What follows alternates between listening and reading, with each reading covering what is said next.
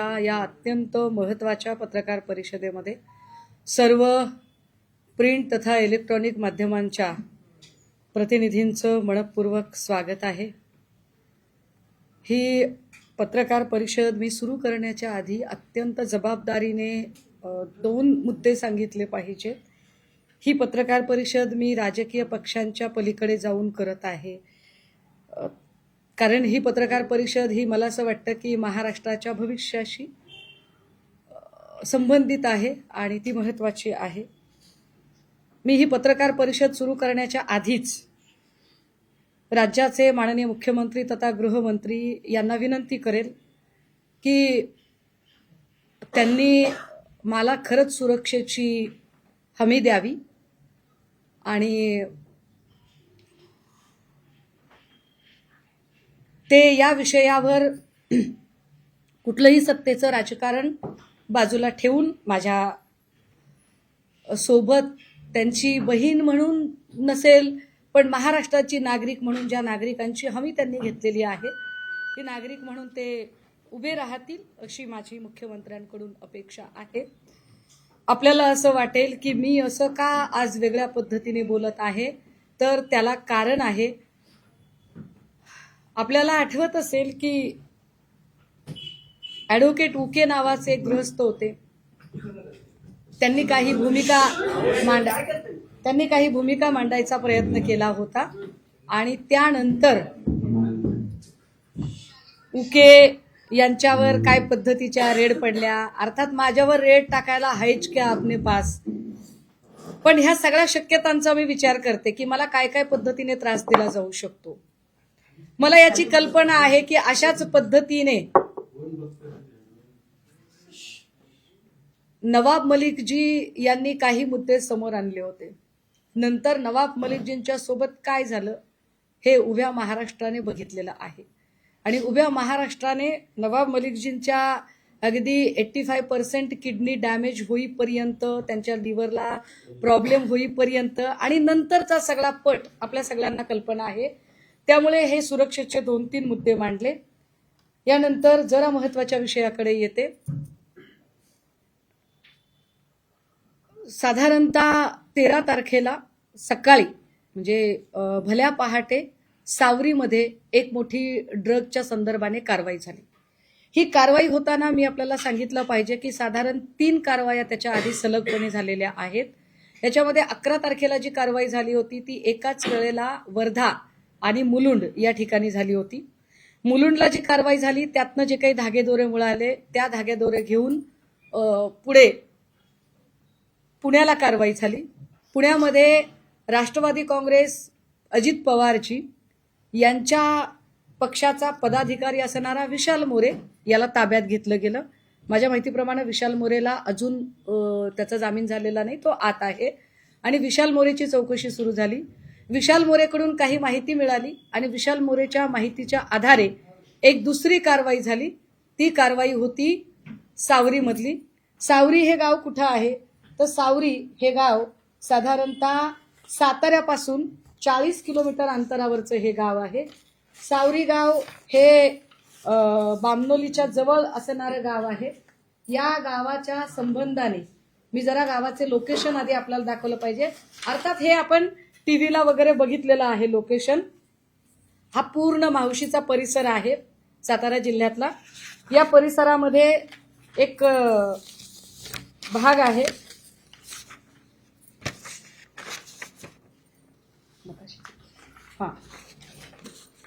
हे साधारणतः याच्यामध्ये 2 गोल दिसत आहेत आपल्याला। या 2 गोलचा अर्थ काय तो मी सांगेन, पण आधी मी हा फोटो आपल्याला दाखवला पाहिजे। हे जे ब्ल्यू कलर दिसतोय हे कोयनेचं बॅक वॉटर आहे। मी स्वतः हे इतके तपशील सांगते कारण मी सावरीत जाऊन आले आणि एक एक गोष्ट बघितली आहे आणि सावरीतल्या प्रत्येक बाबी मी सावरीमध्ये आपल्याला सगळ्यांना घेऊन जाण्याचाही विचार केला होता, पण एक तर रस्ता अत्यंत अवघड आहे। या अवघड रस्त्यावरनं सगळे पत्रकार येऊ शकले असते का? लाईव्ह युनिट तिकडे नेणे शक्य नव्हते। दुसरं असं की मी तिकडनं लाईव्ह करणं शक्य नव्हतं कारण रेंज अजिबात नाहीये। हे बॅकवॉटर आहे कोयनेचं। इथे साधारणतः एक बांधकाम दिसत आहे, हे रिसॉर्ट आहे, हे रिसॉर्टचं बांधकाम आहे। इकडे अजून काही भाग दिसतोय. इथे आतल्या बाजूला स्विमिंग टँक आणि बऱ्याच गोष्टी तयार होत आहेत. आता याच्या सोबतच जे मी आपल्याला दुसरा दाखवला हिस्सा, तो साधारणतः म्हणजे हा मोठा गोल जो आहे, हा मोठा गोल म्हणजे रिसॉर्ट आहे आणि हा छोटा गोल म्हणजे तो पत्र्यांचा शेड आहे, ज्या शेडमध्ये ही कारवाई झाली. हे अंतर साधारणतः आपण बघा. इथे आपल्याला साधारण जर आपला कॅमेरा जर झूम करू शकला तर हा एक महामार्ग आहे जो गावामध्ये जातो. हा महामार्ग गावात जातो आणि याला जोडून एक पांढरी रेषा आपल्याला दिसते. हा साधारणतः 1200 मीटरचा रस्ता आहे सिमेंट कॉन्क्रीटचा. हा 1200 मीटरचा सिमेंट कॉन्क्रीटचा रस्ता, याचे साधारणतः माझ्याकडे अजून निविदा आली नाही, पण जी मी माहिती घेतली त्यानुसार हा 75 लाख रुपये किमतीचा हा रस्ता बांधलेला आहे. हे विशेष आहे की बघा, इथे एकही गाव दिसत नाही, इथे घर नाहीये, इथे लोकवस्ती नाहीये, इथे वर्दळ नाहीये, इथे कुठेही माणसं राहत नाहीत. मग 75 लाख रुपये किमतीचा रस्ता इकडे का दिला? हे सिमेंट कॉन्क्रीटचा रस्ता का बांधला इथे? हे फार विशेष आहे की हा सिमेंट कॉन्क्रीटचा रस्ता का बांधला? जर इकडे एकही माणूस नाही, गाव नाही, घर नाही, वर्दळ नाही, तर या शेडला जोडणारा रस्ता का केला गेला? जर आपण पायी चालत गेलो तर 15-20 मिनिटं लागतात. जर आपण या ठिकाणी गाडीने चालत गेलो तर साधारणतः 5 मिनिटं लागतात. मी आता आपल्याला हा फोटो दाखवला पाहिजे. हे शेड आहे, हे रिसॉर्ट आहे. या रिसॉर्टमध्ये साधारणतः आता 7-8 रूम बांधून तयार आहेत आणि जो आतला भाग मगाशी दाखवला त्याच्यामध्ये खाली अजून वेगवेगळ्या अमेनिटीज तयार होत आहेत. हे इकडे काम, त्याची गिट्टी आणि फरशा आहेत. हा पत्र्यांचा शेड आहे, ठीक आहे. इकडे एक डस्टर गाडी थांबलेली आहे जी कारवाईसाठी गेलेली होती. आता कारवाईसाठी गाडी गेली होती आणि ही साधी गाडी आहे. आता याच्या नंतर या सगळ्यांमध्ये ही जी कारवाई झाली, या कारवाईमध्ये 45 किलोचं ड्रग सापडलं. या 45 किलोमध्ये मी आपल्याला त्याची किंमत थोडी हायलाईट केली पाहिजे. मी काही लोकांना विचारत होते आणि मी काल अख्खा दिवस त्याची माहिती घेत होते. साधारणतः 52 ग्रॅम जर ड्रग्ज घ्यायचा असेल तर 52 ग्रॅम ड्रग्जला 10 लाख रुपये लागतात. 52 ग्रॅम ड्रग्जला जर 10 लाख रुपये लागतात तर 45 किलो ड्रग्जला किती? तर ते साधारणतः 115 कोटी रुपये होतात. 115 कोटी रुपयाचं ड्रग्ज या ठिकाणी सापडलं आणि ही बातमी फारशी काही हायलाईट होत नाही, हे विशेष. बरं, आता ही माहिती मी तुम्हाला देते, ही इंटर रिलेट कशी होते बरं? तर मी सांगितलं पाहिजे की हे रिसॉर्ट कुणाच्या मालकीचं आहे. हे रिसॉर्ट साधारण प्रकाश शिंदे या व्यक्तीच्या मालकीचं आहे. प्रकाश शिंदे कोण आहेत? प्रकाश शिंदेचा काय संबंध आहे आणि प्रकाश शिंदे इकडे का गेले होते? तर या शेडला, हे जे शेड आहे, या शेडला याचा मालक आहे गोविंद शिनकर. गोविंद शिनकरच्या शेडची चावी ही ओंकार डिगेने मागितली. ओंकार डिगेला सावरी गावामध्ये काळू नावाने ओळखतात. हे काळू नाव साधारणतः ओंकार डिगे. प्रकाश शिंदेचं हे रिसॉर्ट आहे. हा जो शेड आहे, हा शेड हा गोविंद शिनकरच्या मालकीचा आहे. गोविंद शिनकरच्या मालकीचा आहे हे मी कसं काय सांगू शकते? तर त्याची तुम्हाला मी 7/12 दिली पाहिजे. येस, पत्र्याच्या शेडमध्ये ड्रग्ज सापडला आणि या शेडची 7/12 गोविंद शिनकरच्या नावची आहे. ही गोविंद शिनकरची 7/12. या गोविंद शिनकर कडून चावी घेतली ओंकार डिगेने, असं गोविंद शिनकरने माहिती दिलेली आहे. ती माहिती आलेली आहे पुढे. आता याच्या नंतर जे रिसॉर्ट आहे ते रिसॉर्ट हे प्रकाश शिंदे नावाच्या माणसाच्या मालकीचं आहे. त्याची ही 7/12. हे प्रकाश शिंदे. आता प्रकाश शिंदेच्या नावची ही 7/12. मी एक एक गोष्ट इंटर रिलेट करत सांगेल आपल्याला. बघा, ओंकार डिगे तिकडे होता. ओंकार डिगेला ताब्यात घेतलं आणि सोडलं असं प्रत्यक्षदर्शी सांगतात. त्याला ताब्यात घेऊन का सोडलं याची उत्तरं अजून मिळत नाहीत. दुसरी महत्वाची गोष्ट की जर साताऱ्यामध्ये हे सगळं घडत होतं तर याच्यासाठी मुंबईचे पोलीस का गेले, साताऱ्याच्या पोलिसांना ही गोष्ट का कळली नाही. घाटकोपरचे क्राईम ब्रँचचे PI आत्मजी सावंत यांनी ही कारवाई केली. आत्मजी सावंत यांनीच मुलुंडला धाड टाकली होती. आत्मजी सावंत यांनीच विशाल मोरेला ताब्यात घेतलं होतं आणि आत्मजी सावंत हेच साताऱ्यामध्ये गेलेले होते. आता इथपर्यंतची ही गोष्ट झाली. हे सगळं तिथे अजून एक माणूस होता जो फरार झाला. हे हॉटेल कुणी चालवायला घेतलं होतं, हे रिसॉर्ट कुणी चालवायला घेतलं होतं, तर रणजित शिंदे नावाच्या माणसाने चालवायला घेतलं होतं. रणजित शिंदे कोण आहे, त्याच्या नेमणुकीचं पत्र जर आम्ही दाखवलं पाहिजे. हा रणजित शिंदे हा एकनाथ शिंदे साहेबांच्या गटाचा, कारण ओरिजिनल शिवसेना आम्हीच आहोत, हा एकनाथ शिंदे साहेबांच्या गटाचा हा युवा सेनेचा तालुका प्रमुख आहे. त्याचे हे नियुक्तीपत्र आहे. हा नुसता तालुका प्रमुख नाही, एकनाथ शिंदे साहेब ज्या मूळ गावचे आहेत त्या गावचा हा सरपंच आहे.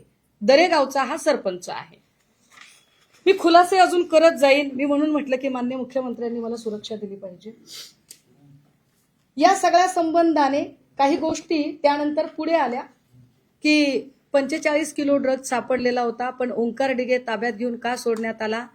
हा जो रणजित शिंदे आहे, हा रणजित शिंदे कुठे आहे, काय झालं त्याचं नेमकं. रणजित शिंदेच्या संबंधाने मी अजून एक माहिती आपल्याला दिली पाहिजे. ती माहिती अशी की तो दरेगावचा तर सरपंच आहेच आहे, पण रणजित शिंदे हा ते हॉटेल चालवत होता.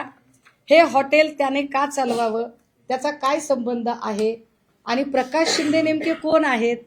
तर the most important thing, the suspense of the story, Prakash Shinde हे माननीय मुख्यमंत्री उपमुख्यमंत्री एकनाथ शिंदे साहेब यांचे सख्खे भाऊ आहेत. प्रकाश संभाजी शिंदे हे एकनाथ संभाजी शिंदे यांचे सख्खे भाऊ आहे. एकनाथ संभाजी शिंदे यांचे दुसरे बंधू सुभाष संभाजी शिंदे. काही लोक म्हणतील की तुम्ही चुकीची माहिती सांगताय. मला असं वाटतंय की आपण ती विकिपीडियाला सर्च करावी, आपण ती क्रॉस टॅली करावी. ठाण्यामधून 2017ला प्रभाग क्रमांक 17 मधून यांनी नगरसेवक पदाची निवडणूक लढवलेली होती. ही त्यांची वडिलोपार्जित सातबारा आहे. या वडिलोपार्जित सातबाऱ्यामध्ये सुभाष संभाजी शिंदे आणि प्रकाश संभाजी शिंदे हे दोघे जण एकत्र दिसतात वडिलोपार्जित सातबाऱ्यामध्ये. ही वडिलोपार्जित सातबारा बघताना अजून एक गोष्ट स्पष्ट व्हावी की पोलिसांच्या रेकॉर्डवर आलेली गोष्ट अशी आहे की या शेडमध्ये 3 लोक राहत होते. या 3 लोकांची नावं काय आहेत बरं, तर या 3 लोकांची नावं जरा मी आपल्याला सांगितली पाहिजे. त्यातलं एक नाव आहे कायम नजर अब्बास सय्यद. दुसरं नाव आहे हबीजुल फक्रुल इस्लाम, राहणार लहरी घाट पोस्ट सेतू याकडी, जिल्हा मोरीगाव, आसाम. आणि तिसरं नाव आहे राजीकुल खलीलुल रहमान. आता ही 3 माणसं या शेडमध्ये कशी आली, आसामहून इकडे कशी आली, कुणी आणलं असेल बरं त्यांना इकडे. ह्या सगळ्यांची उत्तर शोधली पाहिजेत कुणीतरी. 45 किलो ड्रग्ज नुसतं तिथे सापडलं म्हणजे खूप सारं ड्रग्ज असेल. कुणी आणलं त्यांना. ह्याच्यातले काही बांगलादेशी आहेत असं म्हटलं जातंय. बांगलादेशी आलेत, अहो एरवी शोधून शोधून काढतात. मग आता किरीट सोमय्या, राणा राणे, कंगना रनौत, वेर आर दे, हे सगळे लोक कुठे आहेत. ते का प्रश्न उपस्थित करत नाहीयेत की ही 3 लोक इथे का आली. बरं ही 3 लोक कसलं काम करत होती, ही लोक कसं, हा याचा एकाचा पत्ता आसामचा आहे. काल हर्षवर्धनजी सपकाळ साहेब यांनी असं म्हटलंय की हे बांगलादेशी आहेत. हे बांगलादेशी आहेत की नाही हे अजून पोलीस स्पष्टपणे सांगू शकतील. पण अतिशय महत्वाची आणि स्फोटक गोष्ट ही आहे की या संबंधाने तुषार दोशींनी काही बातमी लपवलेली आहे, काही माहिती लपवलेली आहे. माहिती काय लपवली आहे तुषार दोशींनी. तुषार दोशींनी ही माहिती लपवली की प्रकाश शिंदे नेमका कोण आहे. तर प्रकाश शिंदेचा संबंध काय, तर पोलिसांनी जी माहिती दिली होती आणि पोलिसांनी जे म्हटलं होतं आणि ज्याच्यानुसार अनेक ठिकाणी बातम्या आलेल्या आहेत, हे मी सांगितलं पाहिजे आवर्जून. कारण मी ड्रगच्या रॅकेटवर गेली 3 वर्ष काम करते आणि 3 वर्ष काम करताना शंभूराज देसाईंनी माझ्यावर अब्रू नुकसानीची केस वीस टाकायची भाषा केली. मी घाबरत नाही तुमच्या केसेसना, कारण प्रश्न इथल्या युवा पिढीच्या भविष्याचा आहे. या शेडमध्ये नेमकं असं काय काम चालत होतं, हे मध्ये एक दोन महिने गायब होते, पण हे 1.5-2 वर्षांपासून होते असं स्थानिक सांगतात. हे लोक बाहेर येत नव्हते. हे बांगलादेशी का असावेत, असं का वाटतं, यावर जेव्हा मी काल स्थानिकांशी बोलत होते तेव्हा स्थानिक सांगत होते की यांच्या चेहऱ्याची ठेवण भारतीय लोकांसारखी नाही. या लोकांच्या चेहऱ्याची ठेवण वेगळी दिसते, त्यामुळे हे वेगळ्या लोक असतील. मग हे काम काय करत होते, हे तिकडे खोदकाम करत होते का, हे तिकडे बांधकाम करत होते का, हे तिकडे काही खाणीचं वगैरे काम करत होते का, मग ते काम दिसलं का नाही. आता पोलीस रेकॉर्ड आणि बातम्या आणि काल हर्षवर्धनजी बोलले त्याच्यानुसार या 3 लोकांना जेवण कुठून जात होतं, तर या 3 लोकांना जेवण या हॉटेलमधून जात होतं. जे हॉटेल प्रकाश शिंदे यांचं, जे हॉटेल रणजित शिंदेने चालवायला घेतलं, जे हॉटेल रणजित शिंदे हा दरेगावचा सरपंच आणि युवा सेनेचा तालुका प्रमुख. आता प्रश्न असा निर्माण होते की असं पंचतारांकित रिसॉर्ट तयार होत आहे आणि अशा रिसॉर्ट मधलं जेवण 3 कामगारांना परवडलं कसं काय. 3 कामगारांना परवडतं कसं हे जेवण, की रोज इकडनं जेवण जाते. असं आपण गृहीत धरू की हे 100 रुपयाला ताट असेल तर 100 रुपयाला ताट द्यावं, इतकी वाईट अवस्था या रिसॉर्टच्या मालकावर कशी काय आली की त्यांनी 100 रुपयाचं ताटाचं जेवण त्यांना द्यावं. माहिती माझी नाही, ही माहिती पोलिसांच्या तपासातली माहिती आहे. फार याच्यापेक्षा अजून काय स्फोटक असू शकतं, तर याच्यापेक्षा स्फोटक ही गोष्ट आहे की कुठलीही FIR ही पब्लिकली असली पाहिजे. FIR हे पब्लिक डॉक्युमेंट आहे. ऑनरेबल कोर्टाने या संबंधाने एक निर्वाळा दिलेला आहे.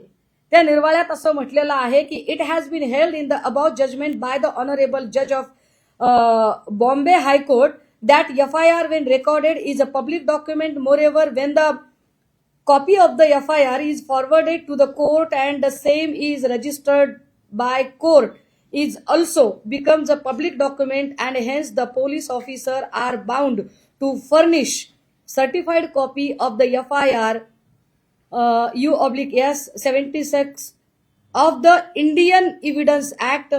However, it is copy thereof. Therefore, direction has been given to all police officers in Mumbai city to furnish of the FIR to the accused on application.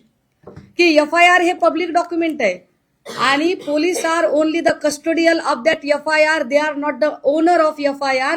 Police हे मालक नसतात, त्यांच्या कस्टडीमध्ये FIR असते आणि अशी FIR ही कुणालाही मिळायला हवी. किंबहुना आता ऑनलाईन पद्धतीने प्रत्येक FIR ही ऑनलाईन टाकणं भाग आहे. मात्र मी आपल्याला आवर्जून सांगितलं पाहिजे की या सगळ्यांच्या संबंधाने ही जी प्रेस नोट पोलिसांनी काढली हे फार विशेष आहे. बघा, पोलिसांनी पहाटे कारवाई केली, पोलिसांनी प्रेस नोट काढली. पोलिसांच्या प्रेस नोटमध्ये 45 किलोच्या ड्रगचा विषय आला, पण पोलिसांच्या या प्रेस नोटमध्ये जी 3 नावं मी वाचली, 3 नावं याच्यात नाहीयेत. ती 3 नावच याच्यात नाहीयेत. मी FIR शोधण्यासाठी जंगजंग पछाडलं. मी 2 दिवसांपासून, मला उशीर का लागतोय, 13 तारखेपासून आज 17 तारीख, मी 4 दिवस झालं हैराण आहे आणि मी काहीही प्रयत्न केले. अगदी मी बांगलादेशी लोक म्हणतात की ते दुसरी 3 नावं, हीच 3 नावं, ही बांगलादेशी आहेत की नाही ते त्यांनी सांगावं, आम्हाला काही माहित नाही. स्थानिक म्हणतात की ते आपल्या देशातले नाहीत. स्थानिक म्हणतात की त्यांचे चेहरे हे भारतीय लोकांसारखे त्यांच्या चेहऱ्याची ठेवण नाही. त्यांची नावं तिथे जे लोक जमली होती धाड टाकताना त्यांच्या समोर, पंचांच्या समोर जी नावं आली होती ती 3 नावं होती. I repeat once again. कायम नजर अब्बास सय्यद, हबीजुल फक्रुल इस्लाम, राहणार लहरीघाट, पोस्ट सेतू, याकडी, जिल्हा मोरीगाव, आसाम, आणि 3रं नाव राजिकुल खलीलुल रहमान. ही 3 नावं आहेत. मी काय म्हणते, मला जात आणि धर्मात पडायचं नाहीये. मला आता याच्यात पडायचंय की तुम्ही बांगलादेशी शोधून काढता ना. तुम्हाला बांगलादेशी कलानगर आणि बांद्र्यामध्ये फार हौसेने शोधायला जायची हौस आहे ना. ह्याचं काय करायचंय ते सांगा. आणि ही एफआयआर का रेकॉर्डवर आली नाही? ही एफआयआर, दादा एकच मिनिटं तुम्ही प्रश्न विचारा सगळे, मी तुम्हाला उत्तर देते. मला फक्त एवढं फिनिश करू द्या, एकदा लिंक करू द्या सगळी स्टोरी.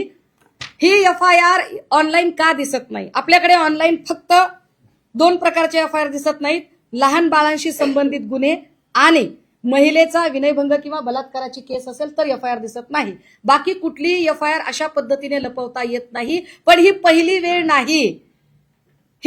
वेळ नाही. अमृता फडणवीस यांनी अनिक्षा जयसिंघानीच्या विरोधात केलेली एफआयआर ती सुद्धा ऑनलाईन उपलब्ध नाही. म्हणजे सरकारशी संबंधित जेव्हा एफआयआर असतात तेव्हा त्या एफआयआर मिळत नाहीत. हे फार विशेष आहे की अमृता फडणवीसांनी अनिक्षा जयसिंघानीच्या संबंधाने केलेली एफआयआर, ज्या एफआयआरला सभागृहात ऑन फ्लोअर अजितदादांनी प्रश्न विचारला आणि ऑनरेबल चीफ मिनिस्टर यांनी उत्तर दिलं, तीही एफआयआर नव्हती. आता यामध्ये जे हॉटेल आहे, आता असं म्हणतील की हे हॉटेलच नाहीये बाबा, आहे की नाही? हे हॉटेल नाहीये, हे तर प्रायव्हेट रिसॉर्ट आहे. प्रायव्हेट रिसॉर्ट असेल तर माझा प्रश्न की प्रायव्हेट रिसॉर्टवरून या लोकांना जेवण कसं गेलं? आणि जर हॉटेल आहे तर हॉटेलशी संबंधित पुन्हा मला अजून काही प्रश्न विचारायचे आहेत. हॉटेलशी संबंधित आता हे हॉटेलच आहे, हे कमर्शियल हॉटेल आहे, हे मी आपल्याला सांगू शकते. ते असं की या हॉटेलचं नाव हे हॉटेल तेज यश असं आहे. तेज यश कोण आहेत बरं? तर तेज आणि यश ही प्रकाश शिंदे यांची 2 मुलं आहेत.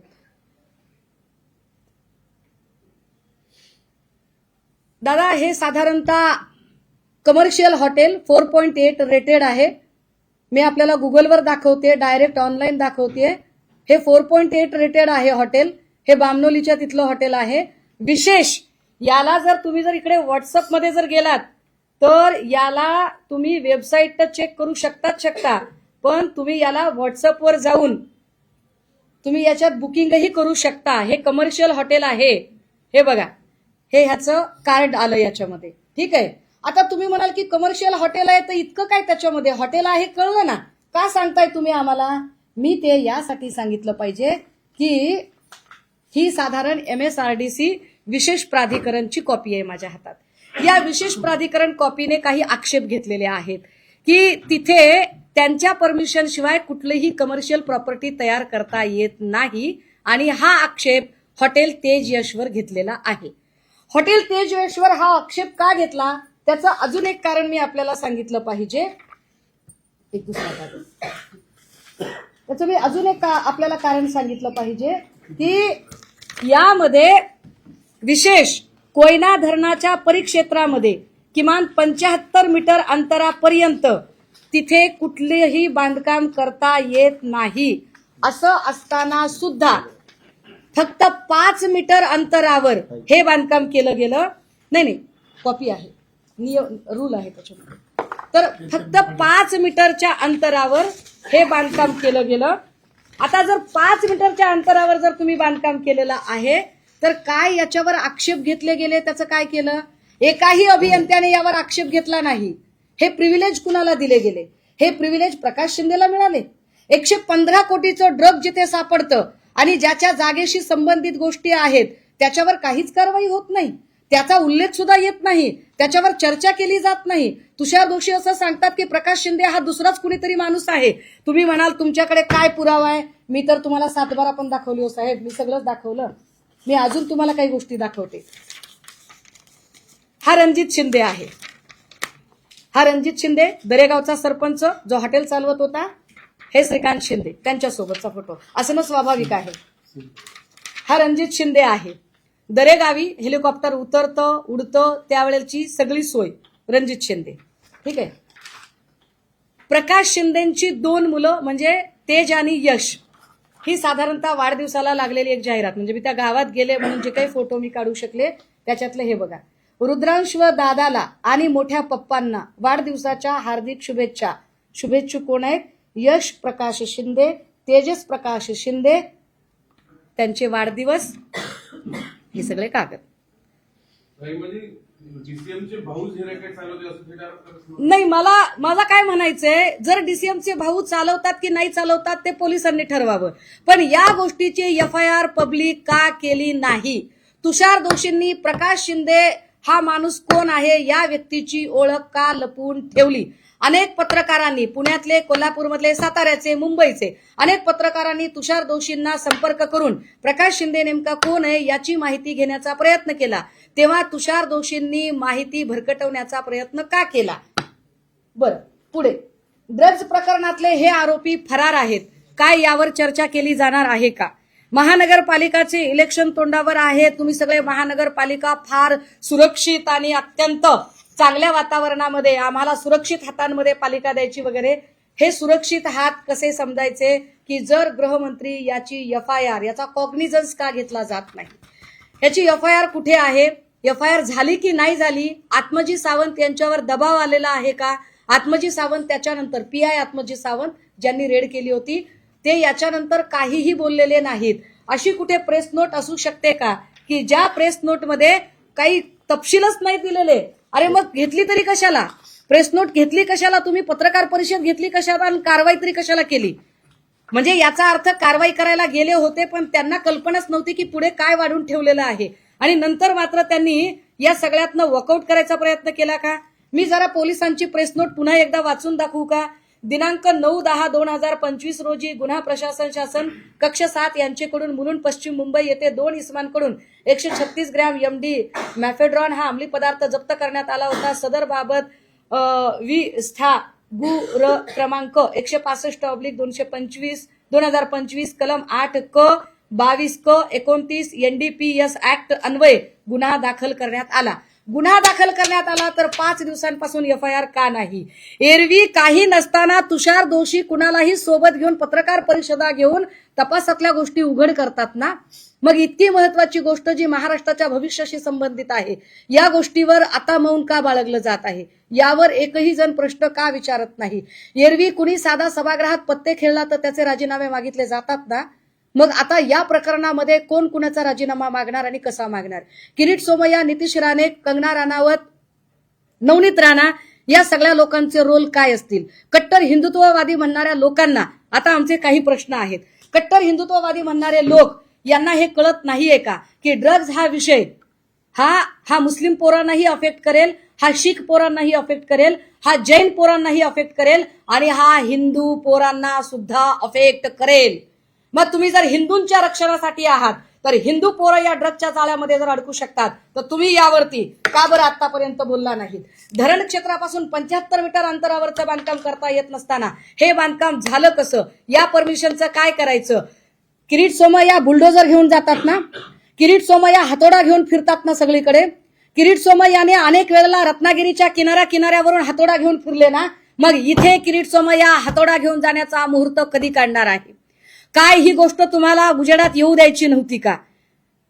तुमच्याकडे म्हणजे मी म्हटलं की हे पक्षीय राजकारणाच्या पलीकडे नेलं पाहिजे, पण निवडणुकांमधला पैसा आणि या ड्रग्ज मधून आलेला पैसा या दोन्हींचा कुठे काही संबंध आहे का? शोधणं काम पोलिसांचं आहे. मी फक्त प्रश्न निर्माण करते आणि मी प्रश्न अत्यंत तार्किक पद्धतीने विचारते. हे तार्किक पद्धतीने विचारलेल्या प्रश्नांची उत्तरं पोलिसांनी दिली पाहिजे. रणजित शिंदे हा शिंदे साहेब मुख्यमंत्री होण्याच्या आधी हा मुंबईत राहत होता. एरवी लोक खेड्यातून शहराकडे जातात. रणजित शिंदे हा एकनाथ शिंदे मुख्यमंत्री झाल्यानंतर शहराकडून खेड्याकडे का गेला? लॉजिक आहे की का तो खेड्याकडे गेला? त्याचं एवढं असं काय अडलेलं होतं? कितीतरी गोष्टी. हे तेजस हॉटेल अनाधिकृत आहे, या जागेचा NA नाहीये, या जागेच्या संबंधाने ऑब्जेक्शन्स आहेत. या ऑब्जेक्शन्सवर आता संबंधित मग हे नगर विकास खातं वगैरे हे सगळं कशासाठी वापरलं गेलं? हे प्रिव्हिलेज कुणाचे आहेत? हे प्रिव्हिलेज कुणाला मिळालेले आहेत? या सगळ्यांमध्ये नेमका 75 लाखाचा जो रस्ता झालेला आहे, जो 1200 मीटरचा रस्ता आहे, तुम्ही त्या रस्त्याला मी तुम्हाला घेऊन जायला तयार आहे. कारण त्या गावातला एक एक रस्ता, एक एक गल्ली काल मी बघितलीये. मी जाताना काही पत्रकारांशी बोलायचा प्रयत्न केला होता, तेव्हा अनेक पत्रकारांनी ही गोष्ट ताई वर्कआउट होऊ शकत नाही असं सांगितलं.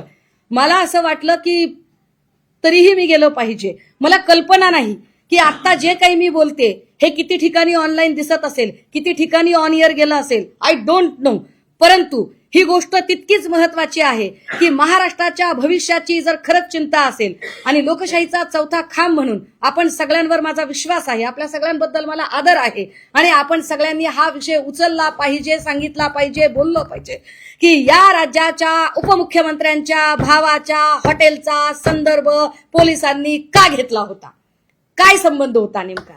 आणि जर ते म्हणतील की 2 प्रकाश शिंदे वेगळे आहेत तर मी वडिलोपार्जित सातबारा दाखवली, मी सगळ्या प्रकारचे फोटो दाखवले, तुम्ही विकिपीडिया सर्च करा, मी याच्या पलीकडे जाऊन त्याच्या संबंधाने असणारी माहिती की प्रकाश शिंदेची 2 मुलं, त्यांच्या पत्नीचं नाव आय थिंक राजश्री शिंदे आहे, मी एक माहिती व्हेरीफाय करून 4 दिवस त्याच्यावर माथापच्ची केल्यानंतर इथपर्यंत पोहोचलीये.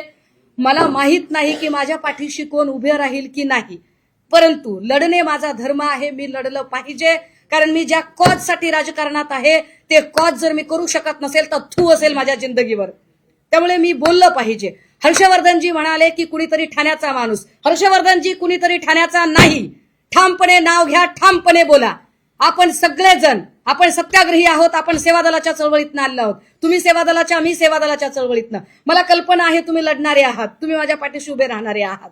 पक्षीय राजकारण बाजूला ठेवूया, पण सगळ्या पक्षातल्या लोकांनी या मुद्द्यावर आलं पाहिजे एकत्रित. एकाच वेळेला 3 कोटीची कॅश सापडली त्या ठिकाणी असं काही बघणारे लोक सांगतात, खरं खोटं आम्हाला माहित नाही, खरं खोटं आम्हाला माहित नाही, पण 3 कोटीची कॅश सापडली असं सांगतात, एवढा मोठा ड्रग्ज साठा सापडला असं सांगतात. हे सगळं कसं झालं, काय झालं. इतक्या आडवळणावर, म्हणजे जो रस्ता मी दाखवते किंवा जे मी घाट रस्ता दाखवते की अरे ते किती किती इतक्या आडवळणावर तिकडे कसं काय कोणाचं लक्षच गेलं नाही, पण ती हद्द नेमकी एकनाथ शिंदेंचीच कशी काय येते, कशी काय येते. अजूनही रणजित शिंदे फरार कसा होऊ शकतो आणि ओंकार डिगेला ताब्यात घेऊन का सोडून दिलं. MH46 BO 2828 ही गाडी कुणाची आहे, गाडी तुम्ही शोधा. MH11 व्हाईट कलरची एर्टिगा गाडी ओंकार डिगेला घ्यायला आली होती असं प्रत्यक्षदर्शी सांगतात. गावातले भीती वाटते त्यांना, त्यांच्या जीवाची भीती वाटते. स्थानिकचे पत्रकार सांगतात, कितीतरी लोक, पण ते म्हणतात ताई आमचं नाव नको यायला, आम्हाला भीती वाटते ताई. MH11 पांढऱ्या रंगाची एर्टिगा ओंकार डिगेला घ्यायला आली होती, पोलिसांच्या समोर ओंकार डिगे गाडीत बसून गेला असं प्रत्यक्षदर्शी सांगतात. यावर पोलिसांचं काय म्हणणं आहे, कुणी सोडलं, काय केलं, यावर कधी बोलायचं आहे. गुडी गुडी गुडी गुडी सगळं. ओंकार डिगे याच्यावर याच्या आधी पोक्सोचा गुन्हा दाखल होता राहिला असं प्रत्यक्षदर्शी सांगतात. ओंकार डिगे हा थोडासा गुन्हेगारी स्वरूपाचा आहे, विकृत थोडासा आहे. मला वाटते आज पुढारीने यावर एक बातमी केलेली आहे, सकाळने बातमी केली. विशेष सकाळची एक बातमी अजून महत्वाची, म्हणजे ह्या सगळ्या पेपर, मी या सगळ्या लोकांची आभारी आहे. मला याच्यात काही कुणाचं ऍडव्हर्टायझिंग करणं, मार्केटिंग करणं हे काही माझ्या डोक्यातच नाहीये, परंतु याचे संबंध आंतरराष्ट्रीय तस्करीशी आहेत. काहीतरी मी आता नाव विसरले, ते सलाम सलीम लोढा असं काहीतरी नाव आलं ते. तर ह्या आंतरराष्ट्रीय तस्कराशी संबंध या घटनेचा आहे असं सांगितलं जातंय. हा ओंकार डिगे जो फरार आहे, सावरीतील जागा नाही हे नाही, तर हे काय आहे गौड बंगाल, आणि यावर इतकी गोपनीयता का पाळली जाते. अनिक्षा जयसिंघानीचं प्रकरण अशाच पद्धतीने दडपलं गेलं. आणि होय, मी पुन्हा अनिक्षा जयसिंघानी प्रकरण काढेल, मी पुन्हा गोविंद शिनकरवर बोलेल, मी पुन्हा ओंकार डिगे, रणजित शिंदे, प्रकाश शिंदे यांच्यावर बोलेल. यानंतर या क्षणानंतर मला काटा जरी मोडला तरी संपूर्ण पत्रकार परिषदेत सगळ्या पत्रकारांच्या समोर हे मी सांगितलं पाहिजे की त्याची जबाबदारी आज पत्रकार परिषदेत मी जेवढी नावं उच्चारलेली आहेत त्या प्रत्येकाची ती जबाबदारी असेल. तुम्ही प्रकाश शिंदेचं जे नाव घेताय ना, एकनाथ शिंदेचे भाऊ असलेले पुरावे तुमच्याकडे आहेत. एकनाथ शिंदेनी मदत केली का, म्हणजे एकनाथ शिंदेचे रॅकेट चालवत होते का, किंवा त्यांचे भाऊ हे रॅकेट, पोलीस सांगतीलच, तुमचा थेट आरोप आहे का. माझं असं म्हणणं आहे की प्रकाश शिंदे हे त्याचे मालक आहेत. ही गोष्ट तुषार दोशींनी का लपवली. पत्रकारांनी त्यांना विचारलेलं होतं, स्पष्टपणे विचारलं होतं, ही माहिती का लपवली. गेल्या 5 दिवसांपासून ही माहिती का लपवली जाते, आणि त्याच्याही पुढे जाऊन अजून तर्कशुद्ध प्रश्न विचारते. असं गृहीत धरू की नाही बाबा तो प्रकाश शिंदे दुसरा कुणी आहे, ओके, मी माफी मागते सगळ्यांच्या समोर. तो प्रकाश शिंदे कोणी दुसरा आहे. मग 115 कोटीचं ड्रग जिथे सापडतं आणि ज्याच्याशी संबंधित की या हॉटेलमधून जेवण जात होतं आणि या हॉटेलच्या 7-12 प्रकाश शिंदे नावाच्या माणसाच्या नावावर आहेत, त्या प्रकाश शिंदेचा साधा उल्लेख किंवा त्या प्रकाश शिंदेला का सोडून दिलं, का त्याला अटक केली नाही? जर तो साधा माणूस आहे तर का अटक केली नाही? मी प्रत्येक प्रश्न लॉजिकल आपल्याला विचारते. आता कुणी साले म्हटलं तर राजीनामा, अमेडिया कंपनीत, अर्थात मी काही यांची बाजू घेत नाहीये. मला अजित पवारांशी देणं घेणं नाही, मला देवेंद्र फडणवीसांशी घेणं देणं नाही. पण मोहोळांचा राजीनामा मागता पार्थ पवारचा राजीनामा मागितला होता. आता पार्थ पवार आणि मोहोळ या दोघांचा तर राजीनामा घेतलाच पाहिजे. पोराचं नाव येतंय म्हणून जर बापाचा राजीनामा मागितला जातो तर त्याच न्यायाने भावाचं नाव येतं म्हणून भावाचा राजीनामा मागितला पाहिजे. अपेक्षा आहे की या राज्यातले किती आमदार किती खासदार या राजीनाम्याची मागणी करतात, ज्यांना महाराष्ट्राच्या भविष्याची चाड असेल.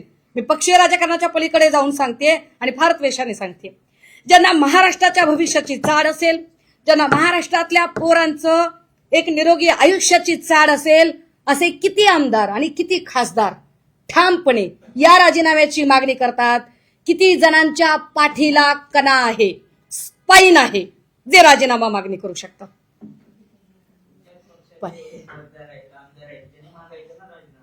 अरे माझा तर पक्ष मागेल. मी भाजप सेना सगळ्यांनाच म्हणते. काँग्रेसने याच्यामध्ये पत्रकार परिषद घेतली तुमच्या माहितीसाठी. काँग्रेसने यामध्ये हर्षवर्धनजींनी यावर पत्रकार परिषद घेतली. माझ्या माहितीप्रमाणे विजयजी वड्डेट्टीवार यांनी पण त्यावर काहीतरी उवाच केलेला आहे. माझ्या पक्षाकडून आम्ही आज बोलतोय त्याचं कारण हे की जोपर्यंत हातात डॉक्युमेंट येत नाहीत तोपर्यंत बोलू नये.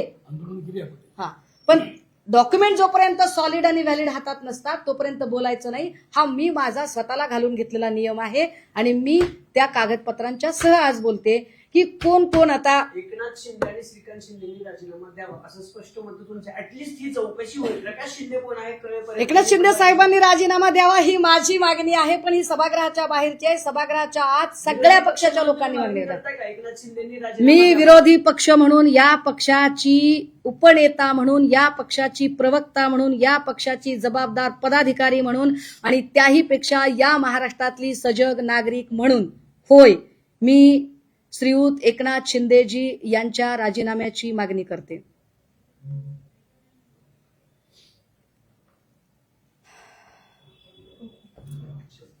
ओके,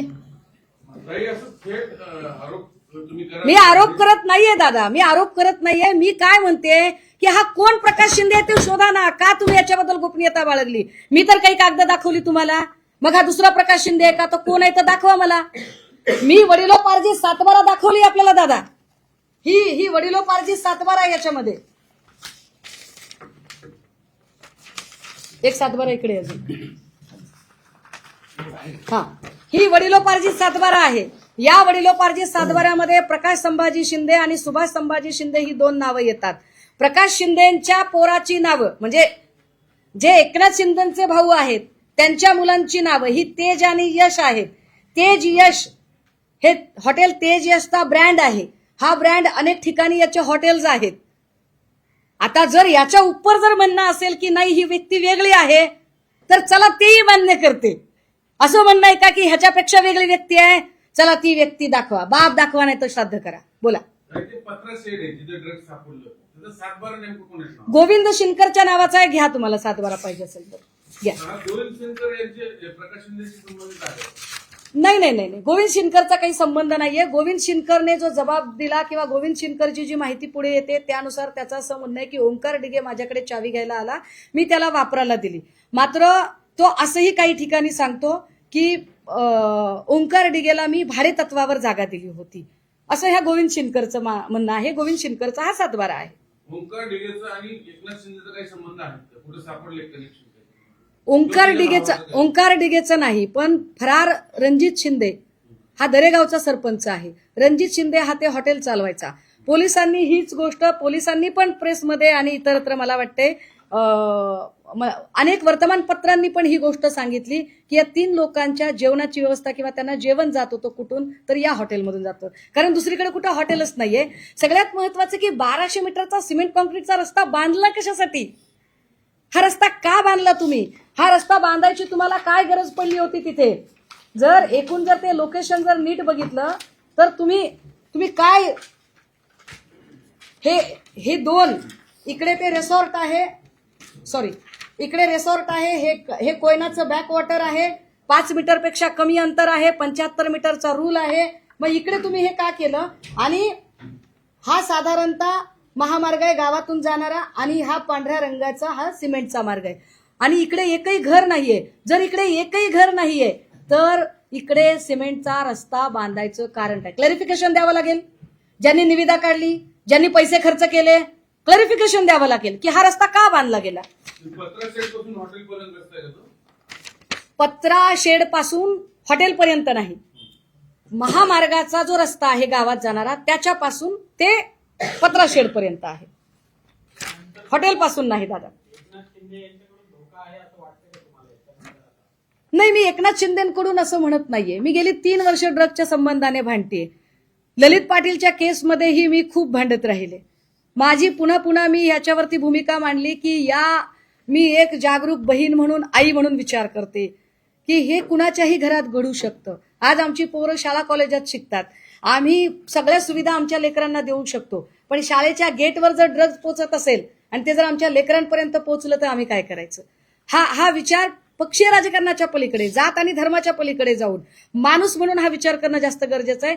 आणि यावर मला खरंच अपेक्षा आहे की या राज्यातल्या सगळ्या पक्षाच्या खासदारांनी संसदेत सुद्धा बोललं पाहिजे की एकाच वेळेला 115 कोटीचा साठा, 45 किलो, मला वाटतं आतापर्यंतची ती सगळ्यात मोठी कारवाई असेल. आतापर्यंत वाढवणा बंदर वगैरे इकडे तिकडे काय ज्या कारवाया झाल्या, आणि मी अशी माझ्या सुरक्षेची का बरं मी गरज व्यक्त करते? कारण याच्या आधी जज लोया असतील, उकिया असतील, नवाब मलिक असतील, ह्या सगळ्या लोकांच्या सोबत काय काय त्यांना त्रास झाला हे सगळं समोर आहे. अधिवेशनामध्ये दादा ही कारवाई 13 तारखेला पहाटे घडलेली होती. मला वाटतं ही 10 वाजता तिकडे स्थानिक जमलेले होते. 11, 11:30ला ही बातमी फुटली. त्यानंतर नागपूरपर्यंत ही बातमी थडकायला दुपारचे काहीतरी 1:30-2 वगैरे वाजलेले होते, आणि त्यावेळेला अंतिम आठवडा प्रस्ताव मांडून झालेला होता, आणि नंतर तर काय वाइंडअपच केलं अधिवेशन, असा तो विषय होता. परंतु या विषयावर येणाऱ्या अधिवेशनात चर्चा व्हावी ना. अंबादास दानवे आवाज उठवतील का याच्यावर? ते उठवणार नाहीत अशी शंका तुम्हाला का वाटते? मग बोलले असते ना अधिवेशनात. नाही, पण आता ते कुठे, त्यांचा कार्यकाळ संपला ना. त्यांना सुरक्षा आहे ना ताई संसदेत. मी माझ्याकडून आता ही माहिती राष्ट्रवादी काँग्रेसच्या खासदार संसद रत्न सुप्रियाताई सुळे यांना पाठवलेली आहे. मी त्यांना फोनवर कॉन्टॅक्ट करायचा प्रयत्न केला, परंतु फोन लागला नाही. कदाचित त्या कामकाजामध्ये बिझी असतील, पण निश्चितपणे मी त्यांच्यापर्यंत पोहोचवेल. मी त्यांच्यापर्यंतच का पोहोचवेल याचं उत्तर लगेच देते, कारण तुमच्या मनात पुन्हा शंका येतात की तुम्ही त्यांनाच का सांगताय. तर एकतर त्या सलगपणे संसद रत्न आहेत, सभागृहात त्यांना बोलायला पुरेसा वेळ मिळतो, त्या मराठी, हिंदी, इंग्रजीमध्ये फार व्यवस्थितपणे मांडू शकतात, आणि त्यांनी मांडावं, कारण त्या सुद्धा बहीण, लेक, आई म्हणून अत्यंत संवेदनशील आहेत, त्यामुळे त्याही मांडतील. आणि माझ्या पक्षाचे ओमराजे निंबाळकर, खासदार ओमराजे निंबाळकर हे ऑलरेडी लढतायत या मुद्द्यावर, हे लक्षात घ्या. कारण धाराशिवमध्ये सापडलेला जो काही ड्रगचा साठा होता, पण या साठ्याशी संबंध असणारे जे लोक होते त्यांना प्रवेश भाजपने दिला, हेही तितकेच उल्लेखनीय आहे. याच्यामध्ये तुम्ही जे म्हटलं हॉटेल आणि पत्र्याचं शेड, याच्यामध्ये रस्ता आहे, हे कनेक्शन. दुसरं म्हणजे जेवणाचं. नाही, हॉटेल आणि शेड मध्ये रस्ता नाही. मी पुन्हा क्लिअर करते. तुम्ही रस्त्याचा महामार्ग, गावात जाणारा महामार्ग, त्याला जोडलेला रस्ता शेडकडे जातो, तो 1200 मीटरचा रस्ता. हॉटेलवरून जेवण 3 लोकांसाठी जात होतं, जे लोक शेडमध्ये राहत होते, अशी माहिती स्थानिकांकडून मिळते. अशीच माहिती वर्तमानपत्र आणि माध्यमांमध्ये आलेली आहे. म्हणून हॉटेल कुठे आहे हे आपण शोधलं, कुणाचं आहे हे शोधलं, तर ते प्रकाश शिंदे नावाच्या व्यक्तीचं निघालं. पण प्रकाश शिंदे हे एवढ्या मोठ्या व्यक्तीचे भाऊ आहेत, ही माहिती पोलिसांनी का लपवली, इतका साधा माझा प्रश्न आहे. Okay, thank you.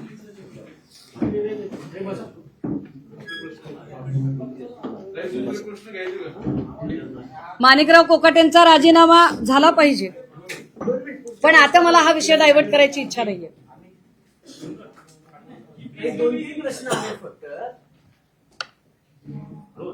राणेंनी एक ट्विट केले, नितेश राणेंनी, मुंबईचा महादेवाचा मुंबई लव येणाऱ्या महापालिकेच्या निवडणुकीत त्यांनी परत मुंबई लव जिहाद वगैरे असं ट्विट केलेलं आहे. पुन्हा महापालिकेत तोच मुद्दा समोर आणून भाजप लढू पाहतंय का? नसलेल्या गोष्टी कपोलकल्पित याच्यावर विचार करण्यापेक्षा राणेंनी एकदा हे जे ड्रग जिहाद वगैरे ज्या गोष्टी आहेत तिकडे लक्ष घालावं आणि आपण माझी मदत करावी. माझी राणेंना विनंती आहे, आपण माझी मदत करावी की हे जे लोक कोण आहेत, हे कोण आहेत, काय संबंध आहे. मी समजू शकते की पोलिसांच्यासाठी हा अत्यंत संवेदनशील विषय आहे आणि त्यामुळे तो तपास त्यांना बाहेर सांगता येणार नाही, पण FIR सुद्धा ऑनलाईन दिसू नये ही कमालीची. मग FIR केलीच का नाही इथपर्यंत प्रश्न निर्माण होतोय, पण FIRचा नंबर मात्र प्रेस नोटमध्ये दिसत आहे. त्यामुळे राणेंनी ते आधी बघावं. कल्पित गोष्टींवर चर्चा करण्यापेक्षा राणेंनी जो ड्रगचा मुद्दा जो हिंदूंशी संबंधित आहे, हिंदू पोरं त्याच्यामध्ये बहुसंख्याक हिंदू पोरं अडकू शकतात, त्याच्यावर बोलावं. माणिकराव कोकाटेंच्या संदर्भातला प्रश्न आहे, जो आरोप त्यांच्यावर झालेला आहे त्याच्यावर आता त्यांच्या राजीनाम्याची मागणी केली जाते. काही वेळापूर्वी अजितदादांनी मुख्यमंत्र्यांची भेट घेतली, त्याच्यावर मुख्यमंत्री असं म्हणतायत की कोकाटेंचं खातं हे कुणाला द्यायचं असं सांगा, असा प्रश्न त्यांनी अजित पवारांना केला अशी माहिती आहे. शिवसेनेची काय भूमिका आहे माणिकराव कोकाटे यांची? मी कालच त्याच्यावरची माझी भूमिका स्पष्ट केलेली आहे की शिवसेनेची भूमिका ही स्पष्ट आहे. शिवसेना उद्धव बाळासाहेब ठाकरे पक्षाने स्पष्टपणे काल माणिकराव ठाकरे यांच्या राजीनाम्याची मागणी केलेली आहे. माणिकराव कोकाटे यांच्या राजीनाम्याची मागणी केलेली आहे. फक्त आत्ता आपण पुन्हा तो प्रश्न विचारून या पत्रकार परिषदेतला अत्यंत संवेदनशील विषय आहे तो डायव्हर्ट करू नये, इतकी माझी विनंती आहे. त्यांना अटक होऊ शकते ताई कधी माणिकराव कोकाटेंना, कारण अटक वॉरंट निघणार आहे. नाही, त्यांना अटक होऊ शकते. या सरकारच्या इतक्या धडाधड विकेट पडत आहेत तरीही हे सरकार पारदर्शकतेचे ज्या पद्धतीने स्वतःची पाठ थोपटून घेत गुणगान करत आहे, मला वाटतं या सरकारला जरा एक मोठा आरसा प्रेझेंट घेऊन देण्याची गरज आहे. गंमत बघा, दोन्ही उपमुख्यमंत्री सातत्याने अडचणीत येत आहेत की आणले जातात, ते कळत नाही. जर असं वाटत असेल दोन्ही उपमुख्यमंत्र्यांना की आपल्याला ठरवून अडचणीत आणलं जात आहे, तर त्यांनी अशा सत्तेत राहायचं कशाला बरं, बाहेर पडलं पाहिजे. का थांबतायत ते सत्तेमध्ये? उल्हासनगरचे भाजपचे उमेदवार होते नगर परिषदेचे, त्यांच्यावर गोळीबार झालेला आहे. भाजपचे उमेदवार अहो, जिथे गृहमंत्र्यांना मी एवढे प्रश्न आज विचारते की काय सावरी गावातलं नेमकं सत्य काय ते सांगा. FIR जिथं इतक्या सेन्सिटिव्ह विषयामध्ये तपास करणारा तपास अधिकारी आत्मजी सावंत यांना बोलताही येत नाहीये बाहेर, तिथे ग्रह खातं किती केविलवानं झालेलं आहे आणि अशा केविलवाण्या ग्रह खात्याच्या उपस्थितीमध्ये हे गोळीबार होणं, दिवसाढवळ्या खून होणं फारच सहज आहे. आणि वाईट याचं वाटतंय की अशा गोळीबारामध्ये आमच्या अभिषेक घोसाळकरजींची हत्या झाली, ज्यांच्या हत्येनंतर माननीय मुख्यमंत्र्यांनी कुत्र्याचं पिल्लू जरी गाडीखाली आलं तरी तुम्ही राजीनामा मागाल का असं म्हणत जी अत्यंत हिणकस शब्दामध्ये एका मृत व्यक्तीची संभावना केली, त्यांच्या कुटुंबातल्या एकेकाळच्या आमच्या सहकार्याने पुन्हा त्याच लोकांच्या सोबत जावं. त्याला काय बोलायचं? राज ठाकरेंचं नाव